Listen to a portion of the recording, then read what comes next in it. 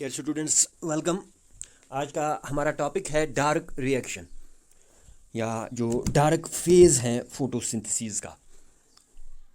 हमने बात की थी कि जो फोटोसिंथेसिस होती है, जो एक कंप्लीट प्रोसेस है, इसके दो फेजेस होते हैं। हम इसे दो फेजेस में डिवाइड कर सकते हैं। एक तो लाइट रिएक्शन और दूसरा जो है डार्क रिएक्शन या डार्क फेज़। तो लाइट फेज़ में हमने देखा था कि जो वाटर है उसकी हाइड्रोलिसिस होती है बिकॉज ऑफ फोटानस। जो फोटो सिस्टम फर्स्ट है, फोटो सिस्टम सेकंड है। फोटो सिस्टम सेकंड के नज़दीक OEC है, ऑक्सीजन इवॉल्विंग कम्प्लेक्स। तो वहाँ पे वाटर की फोटो ऑक्सीडेशन होती है। फोटानस के पड़ने से वहाँ से वाटर से जो है इलेक्ट्रॉन्स इजेक्ट हो जाते हैं, प्रोटॉन्स निकलते हैं और ऑक्सीजन रिलीज होता है। वो इलेक्ट्रॉन्स और प्रोटॉन जो वहाँ पे निकलते हैं, प्रोटॉन्स ल्यूमिन में चले जाते हैं, थाइलाकोइड की ल्यूमिन में। और इलेक्ट्रॉन्स जो हैं, इलेक्ट्रॉन्स इलेक्ट्रॉन ट्रांसपोर्ट सिस्टम में चले जाते हैं। ऑक्सीजन इवॉल्व हो जाता है, रिलीज़ हो जाता है। जो प्रोटॉन्स हैं वो भी ल्यूमिन में पड़ते हैं और जो इलेक्ट्रॉन्स हैं वो इलेक्ट्रॉन ट्रांसपोर्ट चेन में चले जाते हैं। फोटो सिस्टम सेकंड से इसके प्राइमरी एक्सेप्टर फियोफाइटिन, फिर साइटोक्रोम B6 कॉम्प्लेक्स, इसके बाद फोटो सिस्टम फर्स्ट के पास, और फाइनली जो है हम देखते थे या तो फेरिडॉक्सिन से वापस आएंगे अगर हम साइक्लिक फोटोफॉस्फोराइलेशन की बात कर रहे हैं, या फिर फेरिडॉक्सिन से वो जो FNR हैं, फेरिडॉक्सिन NADP रिडक्टेज, उसके पास चले जाएंगे जहाँ पे NADPH बनता है। तो जो इलेक्ट्रॉन्स यहाँ पे वाटर से निकले हैं लाइट रिएक्शन की वजह से, वो नॉन साइक्लिक फोटोफॉस्फोराइलेशन में मदद करते हैं हमें, एक तो ATP बनाने में और दूसरा NADPH। ठीक है, तो हमने लाइट रिएक्शन देखी, उसके बाद हमने ये नॉन साइक्लिक फोटोफॉस्फोराइलेशन देखी, और फिर साइक्लिक फोटोफॉस्फोराइलेशन भी, जिसमें सिर्फ फोटो सिस्टम फर्स्ट इन्वॉल्व होता है। फोटो सिस्टम फर्स्ट से जो इलेक्ट्रॉन्स निकलते हैं वो इसके प्राइमरी एक्सेप्टर्स के पास चले जाते हैं, या फाइलोक्विनोन या विटामिन के या A0 जिसे हम कहते हैं, फिर FES, XAB, उसके बाद फेरिडॉक्सिन के पास जब ये पहुंच जाते हैं, ये NADP रिडक्टेज के पास नहीं जाते, बल्कि ये वापस आ जाते हैं साइटोक्रोम B6 कॉम्प्लेक्स, फिर प्लास्टोसनी, फिर वापस फोटो सिस्टम फर्स्ट। तो ये इलेक्ट्रॉन्स यहीं पे सर्कल करते रहते हैं, साइकिल बनाते रहते हैं। ठीक है, इसलिए हम इसे साइक्लिक फास्फोराइलेशन कहते हैं। साइक्लिक फास्फोराइलेशन में मैंने बताया था कि सिर्फ ATP बनता है। चलिए, अब नॉन साइक्लिक हो या साइक्लिक फोटोफॉस्फोराइलेशन, हमारे पास जो है ATP बन चुका है, और नॉन साइक्लिक में हमें ATP के साथ साथ NADPH भी बना है। ATP और NADPH को हम इकट्ठे एसिमिलेटरी पावर कहते हैं। अगर देखा जाए तो जो स्टार्ट है इस सारी प्रोसेस की, वो लाइट ने की है। तो ये जो ये फास्फोराइलेशन में आपके ATP बना है, या नॉन साइक्लिक फास्फोराइलेशन में NADPH भी बना है, जिसे हम इकट्ठे इनको हम एसिमिलेटरी पावर कहते हैं। ये एसिमिलेटरी पावर हमें डायरेक्टली लाइट की वजह से बनी है, लाइट के पड़ने से बनी। तो डायरेक्टली लाइट इन्वॉल्व हुए हैं, इसलिए हम इसे लाइट फेज कहते थे या लाइट रे।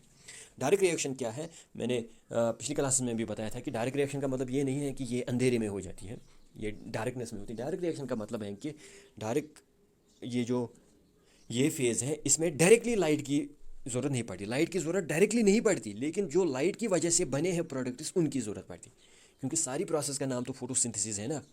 तो अभी जो हमारा मकसद जो एक्चुअल फोटोसिंथेसिस का है, जो आप छोटी क्लास से सुनते आ रहे हो कि कार्बोहाइड्रेट्स बनाने हैं, ग्लूकोज बनाने हैं, ऐसा कुछ हमने अभी किया ही नहीं।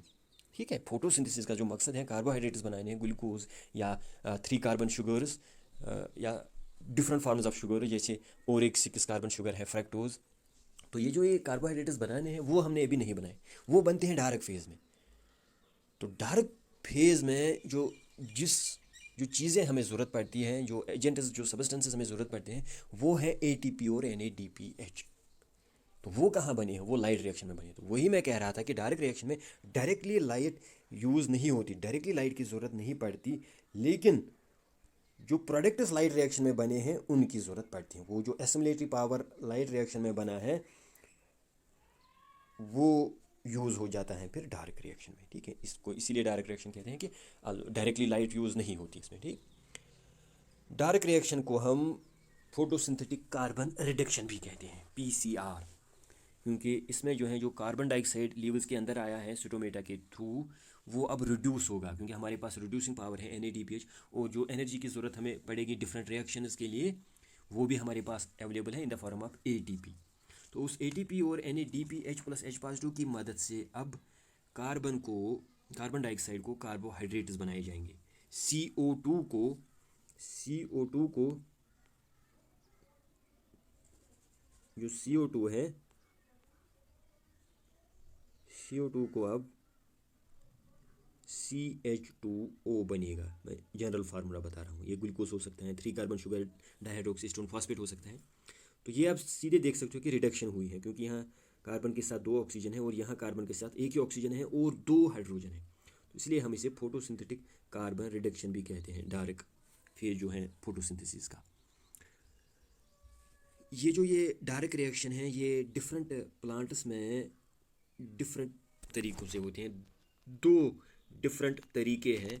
अगर हम सभी प्लांट्स को देखें, सभी फोटोसिंथेटिक ऑर्गेनिजम्स को देखें, यूकैरियोटिक फोटोसिंथेटिक ऑर्गेनिजम्स जो हैं, इनको हम ऑन द बेसिस ऑफ कि डायरेक्ट रिएक्शन कैसे हो रही है, कार्बन डाइऑक्साइड कैसे फिक्स हो रहा है कार्बोहाइड्रेट्स में, उस बेसिस पे हम उन प्लांट्स को 2 क्लासेस में डिवाइड कर सकते हैं। एक ग्रुप को हम C3 प्लांट्स बोलते हैं, ठीक है, और दूसरा ग्रुप जो है उन प्लांट्स को हम C4 प्लांट्स कहते हैं, ठीक। ये इस बेसिस पे हैं कि फोटोसिंथेटिक कार्बन रिडक्शन कैसे होगी, डायरेक्ट रिएक्शन इनमें कैसे हो रही है, कार्बन डाइऑक्साइड कैसे कार्बोहाइड्रेट बन रहा है।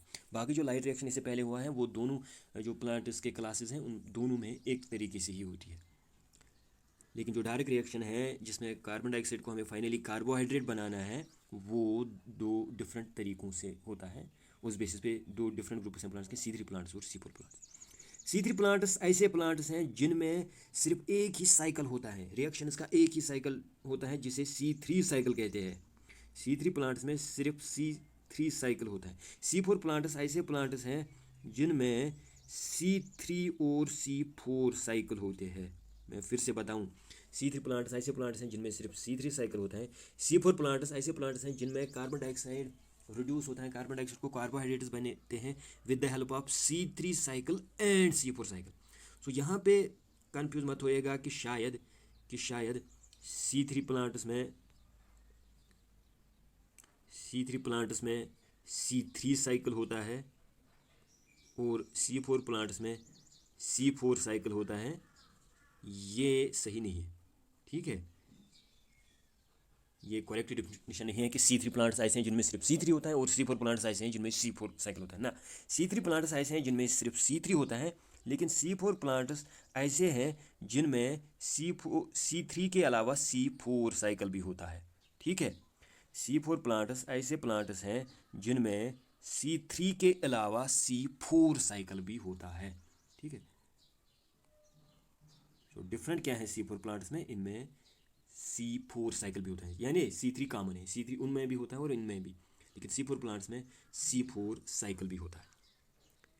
तो साइकिल जो है 2 टाइप्स के हैं और प्लांट्स भी 2 टाइप्स के हैं, ठीक है।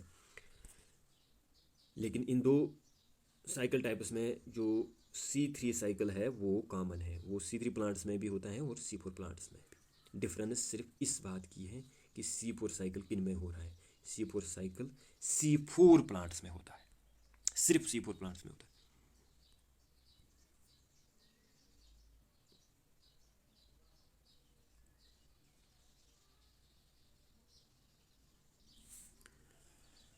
जो C3 प्लांट्स हैं इनमें सिर्फ केल्विन साइकिल होता है, या जिसे हम C3 साइकिल कहते हैं। C3 साइकिल को हम केल्विन मेल्विन साइकिल भी कहते हैं या केल्विन बेंसन साइकिल भी कहते हैं, in the honour of the discoverers of the cycle, जो मेल्विन केल्विन है या जेम्स बेशम है और एंड्रू बेंसन है। सो इन साइंटिस्ट्स के ऑनर में इसे डिफरेंट नामों से भी पुकारा जाता है, लेकिन जो ज़्यादा आम नाम इसका है वो है C3 साइकिल। C3 साइकिल क्यों? C3 का मतलब है 3 कार्बन, ठीक है, ये 3 कार्बन साइकिल है।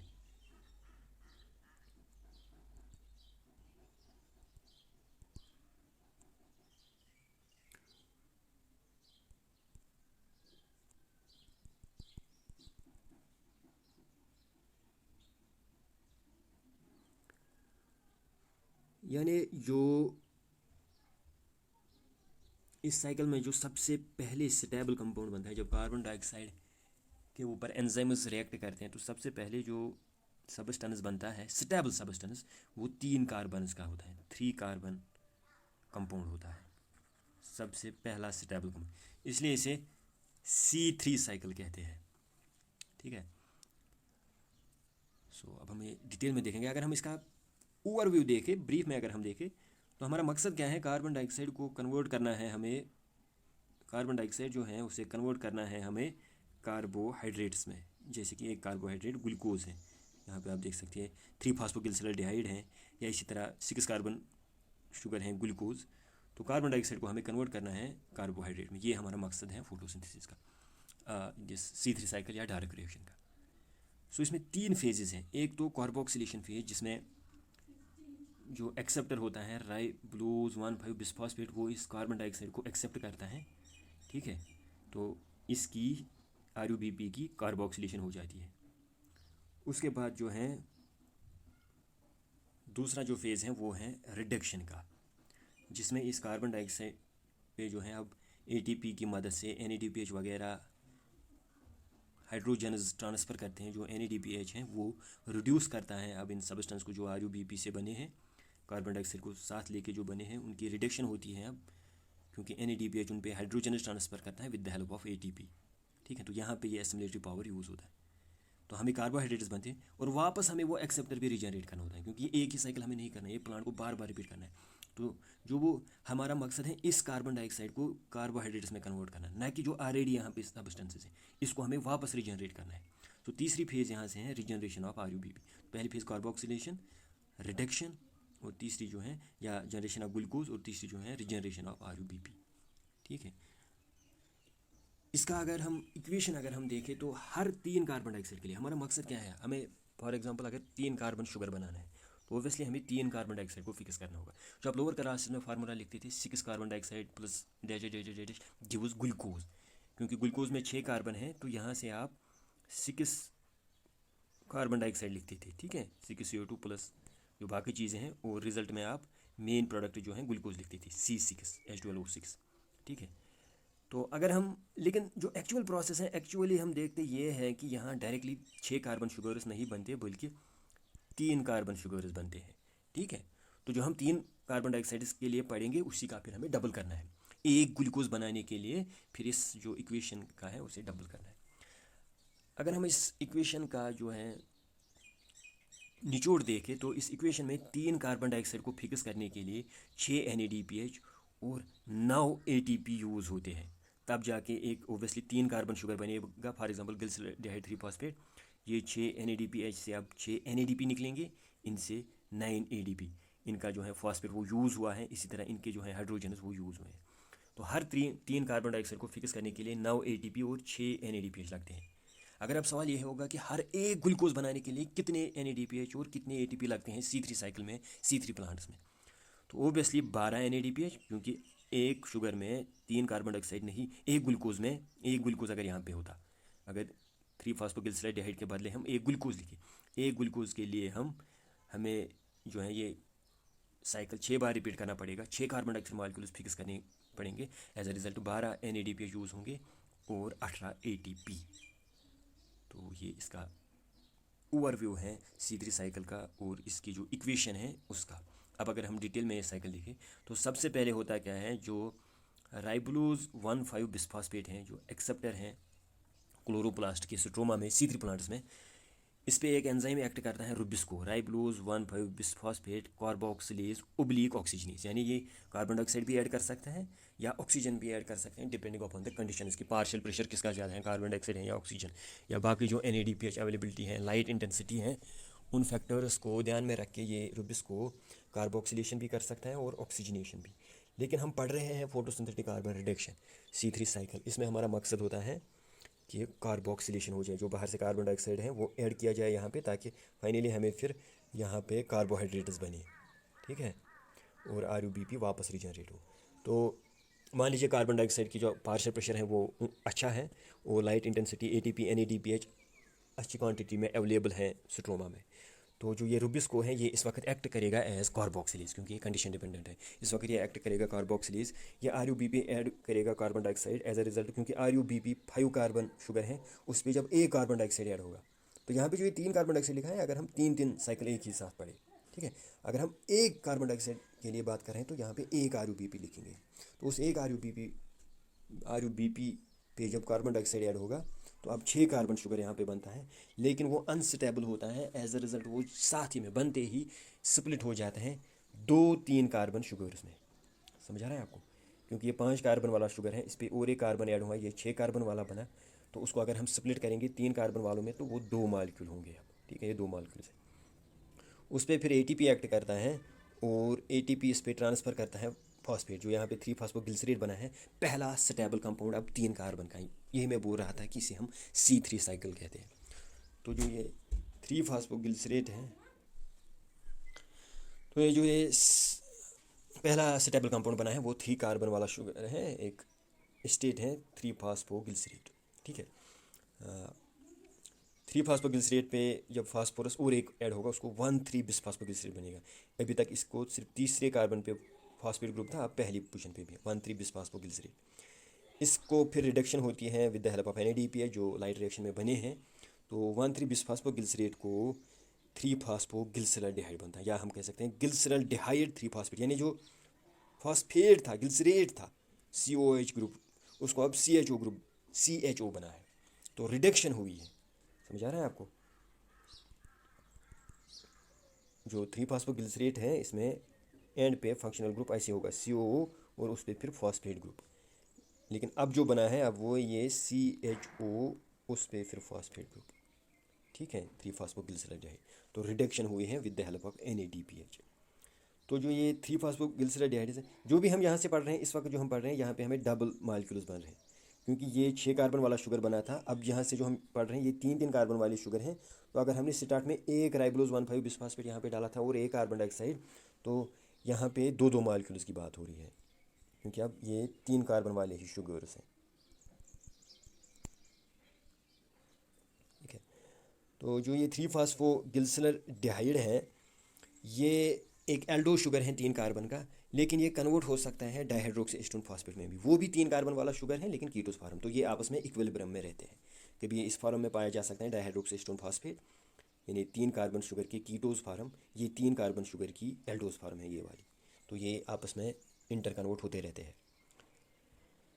इस डाइहाइड्रोक्सी फॉस्फेट पे या 3-फॉस्फोग्लिसरल्डिहाइड को पे एल्डोज एंजाइम एक्ट करेगा। एल्डोज एंजाइम 2-3 कार्बन वाले शुगर उसको मिलाएगा, यानी जो डाइहाइड्रोक्सी फॉस्फेट है उसको मिलाएगा 3-फॉस्फोग्लिसराइड के साथ। तो अब 6 कार्बन वाला शुगर यहाँ पे बनता है फ्रक्टोज 1,6-बिसफॉस्फेट, इसका एक फॉस्फेट ग्रुप और इसका एक फॉस्फेट ग्रुप। ठीक है, ये 3-3 कार्बन वाले थे, अब वापस से 6 कार्बन वाला शुगर बनेगा फ्रक्टोज 1,6-बिसफॉस्फेट। फ्रक्टोज 1,6-बिसफॉस्फेट की हाइड्रोलिसिस होती है। ठीक है, फ्रक्टोज बिसफॉस्फेटेज एंजाइम की मदद से, ये एज एंजाइम है, यानी ये यहाँ से एक फॉस्फेट ग्रुप बाहर निकालेगा। एज अ रिजल्ट इसे अब with help of water, as a result अब यहाँ पे फ्रक्टोज 6-फॉस्फेट रह जाता है। यहाँ पे जो हमें डाइहाइड्रोक्सी 3-फॉस्फोग्लिसराइड बने थे और डाइहाइड्रोक्सी फॉस्फेट बने थे, उनमें से कुछ मालिक्यूल्स, ठीक है, कुछ मालिक्यूल्स कन्वर्ट हो जाएंगे हायर शुगर्स में। फॉर एग्जांपल अगर 3-फॉस्फोग्लिसराइड मालिक्यूल्स मिल जाएंगे तो उनको ग्लूकोज 1,6-बिसफॉस्फेट बन सकते हैं, उससे फिर ग्लूकोज बनेगा। ठीक है, जो बाकी रिमेनिंग मालिक्यूल्स हैं वो वापस कुछ रिएक्शंस करते हैं ताकि जो हमने यहाँ डाला था, हमने जिससे स्टार्ट किया था राइबोलोज 1,5-बिसफॉस्फेट, वो वापस हमें मिले। ठीक है, हमें इस कार्बन डाइऑक्साइड से शुगर्स बनाने हैं, न कि इससे। ये तो बस हमें मदद कर रहा है इसको एक्सेप्ट करने में, इसको फिक्स करने में। तो इस कार्बन डाइऑक्साइड को इस साइकिल में लेके यहाँ हमें कार्बोहाइड्रेट्स मिल रहे हैं, शुगर्स मिल रहे हैं 3-फॉस्फोग्लिसराइड, वो फिर 6 कार्बन शुगर्स में कन्वर्ट होगा, लेकिन वापस हमें RUBP को रीजनरेट भी करना है। तो कुछ मालिक्यूल्स का जो है ये पाथवे रहता है। तो फ्रक्टोज 6-फॉस्फेट बना है हमें, वो 6 कार्बन वाला शुगर है, वो रिएक्ट करता है और एक मॉलिक्यूल 3-फॉस्फोग्लिसराइड के साथ। ये 6 कार्बन वाला है, वो 3 कार्बन वाला है, तो हमें मिलता है 5 कार्बन वाला ज़ाइलुलोज और 4 कार्बन वाला इरिथ्रोज। 5-4 हुए 9, ये भी 6 थी, 9 मिले थे। इरिथ्रो जो है एल्डोज एंजाइम की मदद से डाइहाइड्रोक्सी फॉस्फेट के साथ मिलके ये 4 कार्बन वो 3 कार्बन सीडोहेप्टुलोज 1,7-बिसफॉस्फेट बनता है। ठीक है, 7 कार्बन वाला सीडोहेप्टुलोज 1,7-बिसफॉस्फेट पे सीडोहेप्टुलोज बिस्फोटेज एंजाइम एक्ट करता है, जैसे यहाँ पे एंजाइम ने एक्ट किया था, और इससे फॉस्फेट ग्रुप एक निकालता है। यहाँ अब सीडोहेप्टुलोज 7-फॉस्फेट रहता है, एक फॉस्फेट इससे निकल चुका है। सीडोहेप्टुलोज 7-फॉस्फेट ये 7 कार्बन वाला शुगर है। ये जो ये 7 कार्बन वाला शुगर है ये रिएक्ट करता है और एक 3 कार्बन वाले शुगर के साथ ग्लिसरॉल्डिहाइड 3 फॉस्फेट के साथ, 7 3 हुए 10, तो 5 कार्बन वाला ज़ाइलोज 5 बिसफॉस्फेट, ज़ाइलोज 5 फॉस्फेट बनता है, और एक 5 कार्बन वाला राइबोज 5 फॉस्फेट बनता है। तो मैं फिर से रिपीट करूँ, 7 कार्बन वाला सीडोहेप्टेलोज मिला है, रिएक्ट किया है इसने ग्लिसरॉल्डिहाइड 3 फॉस्फेट के साथ। ग्लिसरॉल्डिहाइड 3 फॉस्फेट 3 कार्बन वाला शुगर है, 3 और 7 हुए 10, तो यहाँ पे 5 कार्बन वाला राइबोज यानी एक एल्डोज शुगर राइबोज 5 फॉस्फेट बनता है, और यहाँ पे ज़ाइलोलोज एक कीटो शुगर ज़ाइलोलोज 5 फॉस्फेट बनता है। तो इस पे अब आइसोमेरेज एंजाइम एक्ट करता है, इस एल्डो शुगर को इसी जैसे शुगर में कन्वर्ट किया जाता है, लेकिन कीटोज फार्म, जैसे ग्लूकोज की कीटोज फार्म फ्रक्टोज है, इसी तरह जैसे ग्लिसरॉल्डिहाइड फॉस्फेट की कीटोज फार्म डायहैड्रोक्सिस्टोन है, इसी तरह राइबोज ये 5 कार्बन एल्डो शुगर है, इसकी कीटोज फार्म है राइबोलोज, उसमें कन्वर्ट हो जाता है। इस पर आइसोमेरेज एंजाइम ने किया एक्ट किया। यहाँ पे एपिमेरेज एंजाइम एक्ट करता है ज़ाइलोलोज पे, इस कीटोज को दूसरे कीटोज में कन्वर्ट किया गया है, लेकिन 5 कार्बन वाले हैं, तो इसलिए यहाँ पे एंजाइम आएगा एपिमेरेज। ठीक है, यहाँ पे आइसोमेरेज था आई, और हमें मिला है राइबोलोज 5 फॉस्फेट। इस पर और एक 80 फॉस्फेट ऐड करेंगे, ये राइबोलोज 5 फॉस्फेट है, इस पर फॉस्फेट ऐड करेंगे, वापस हमें मिलेगा राइबोलोज 1,5 बिसफॉस्फेट। तो यही जो है 6 बार रिपीट होता है एक ग्लूकोज बनाने के लिए। ठीक है, तो वो जो 6 कार्बन डाइऑक्साइड यहाँ पे आए होंगे उन्हीं से ग्लूकोज बना है, बाकी जो यहाँ पे हमने 6 बार ये डाला होगा ये वापस होगी, रिजनरेट होके वापस मिलेगा हमें। समझा रहा है आपको? तो इसमें पहली फेज़ कार्बोक्सिलेशन है, ताकि कार्बन डाइऑक्साइड को एक्सेप्ट करके इसकी कार्बोक्सिलेशन हो जाए, फिर इसकी रिडक्शन होती है, और रिडक्शन के दौरान ही हमें यहाँ से शुगर्स मिलते हैं जो हमारा एक्चुअल मकसद है, और यहाँ से फिर वापस रिजनरेशन फेज़ में हम राइबोलोज 1,5 बिसफॉस्फेट को वापस रिजनरेट करते हैं, ताकि वो और कार्बन डाइऑक्साइड को रिसीव कर सके।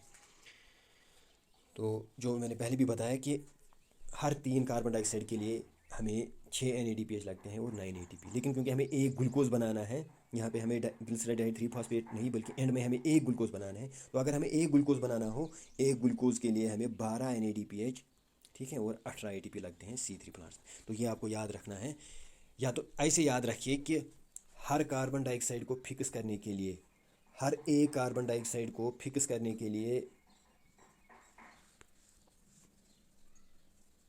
हर एक कार्बन डाइऑक्साइड को फिक्स करने के लिए 2 NADPH, 2 NADPH और 3 ATP की ज़रूरत पड़ती है।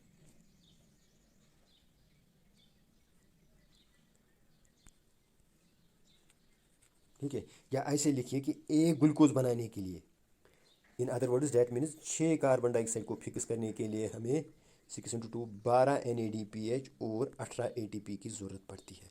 ये एक क्वेश्चन याद रखिएगा, ये अक्सर नीट वगैरह में या जो कम्पिटिटिव एग्जाम्स हैं उनमें ये क्वेश्चन आ जाता है। तो C3 प्लांट्स में एक ग्लूकोज बनाने के लिए 12 NADPH और 18 ATP की ज़रूरत पड़ती है। तो कल हम C4 प्लांट्स देखेंगे अगली क्लास में, वहाँ पे हमें C4 साइकिल भी करना है और C3 साइकिल भी करना है। ठीक है, तो अगर वीडियो पसंद आया हो तो लाइक कीजिएगा, और साथ ही में चैनल को सब्सक्राइब कीजिएगा। Thank you.